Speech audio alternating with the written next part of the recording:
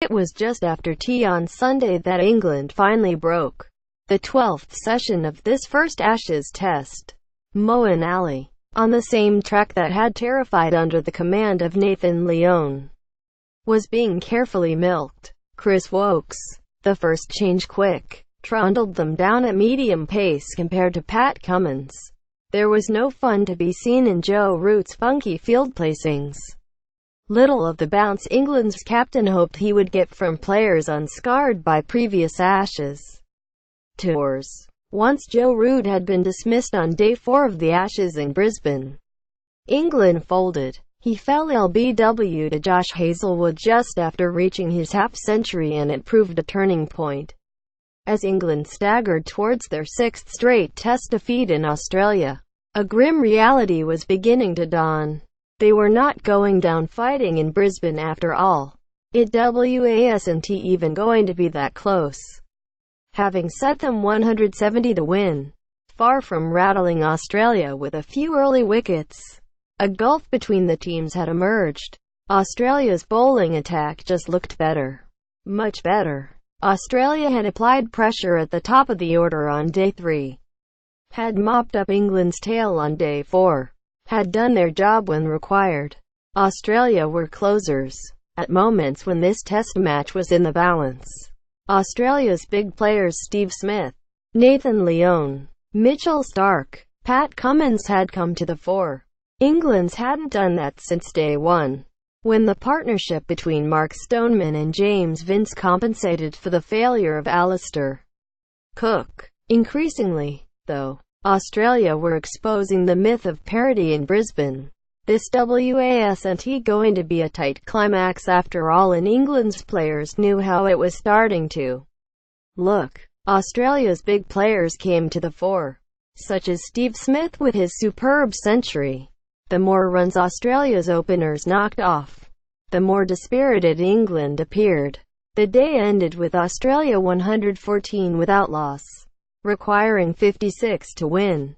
It will be hard for England to claim that this contest, like much elite sport, was decided by tiny margins. The margin isn't tiny. It is a stuffing. That's why they call it Test cricket. As the professionals say, the longer this match has lasted, the more Australia have picked at English weakness. Nobody is turning it like Lyon. Nobody is as fast as Australia's quicks. Nobody digs in as resolutely as Steve Smith. His 141 is more than England's 2 biggest individual scores combined. He was at the crease 514 minutes, meaning he batted longer than either England innings, and by more than 3 hours in the case of the second. Yet, while Smith's 21st career century turned the match, this depressing denouement has been about considerably more than the performance of one man. Australia made a statement here, one that relegated Lyon's pre-match threats to little more than gossip. Lyon's words were eclipsed by Australia's action.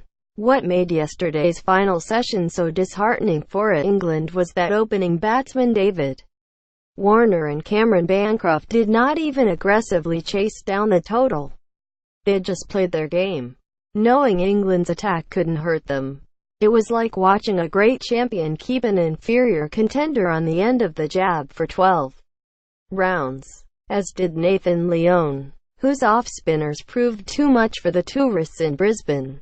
They should have feared Stuart Broad and James Anderson with the new ball, but they coped. Wokes and Jake Ball never looked like making the breakthrough.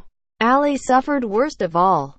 Lyon got plenty from this pitch, the scourge of England's left-handers. Ali barely beat the bat. He was unlucky with his dismissal when batting well, a contentious decision that relied on guesswork as much as hard evidence, but his bowling here has been disappointing. It has been said that he is almost in denial about being England's primary spinner. Certainly, whatever job he was dressing for in Brisbane, it wasn't the one he has got. As so often happens when England bat under pressure in Australia, the second innings became a quickly escalating collapse. Take your pick. The last 5 wickets fell for 82 runs. The last 4 wickets fell for 10. The last 3 wickets for 1. Smith was helped by a stout rearguard action from his tail on day 3. But Root had no such luck. Once he was out for 51. He has made 16 half-centuries in the second innings of tests, but reached 3 figures just once. There was an air of resignation about England's display. Australia's biggest successful fourth innings run chase at the Gabba is 236 against West Indies in 1951. And with greater strength of character, England could certainly have set that. Yet Cook's dismissal late on Saturday was horribly soft, as was that of David Malin and Johnny Bairstow on Sunday, obligingly falling into the traps that Smith set for them. Alistair Cook's dismissal late on Saturday evening was a body blow for England. Bairstow's dismissal, going strong on 42, was particularly frustrating, clipping one 2020 style to Peter Hanscom at third man fly slip. It looked like schoolboys catching practice, and when Hanscom did what any self-respecting 11-year-old would have done, England's fate was all but sealed. Australia have been bowled out chasing 170 or less on 9 occasions, in 6 of them by England. But that never looked remotely like happening on day 4. Warner did not tee off, as he can do, but instead played measured, yet aggressive, cricket. In other words, the scoreboard ticked over in a way it did not for long periods when England were batting. He punished the loose balls, but took no chances.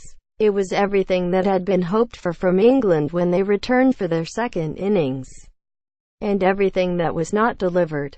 Root and Ali, and then Ali and Bairstow, were the best of it.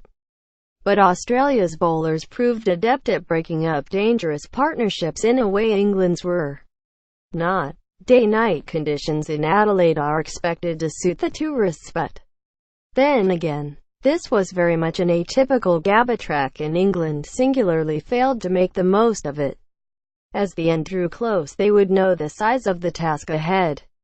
2. The last time Australia won a first test in Brisbane, but lost the series, was the 1954-55 Ashes. It may only be one match, but it is surely a long way back from here.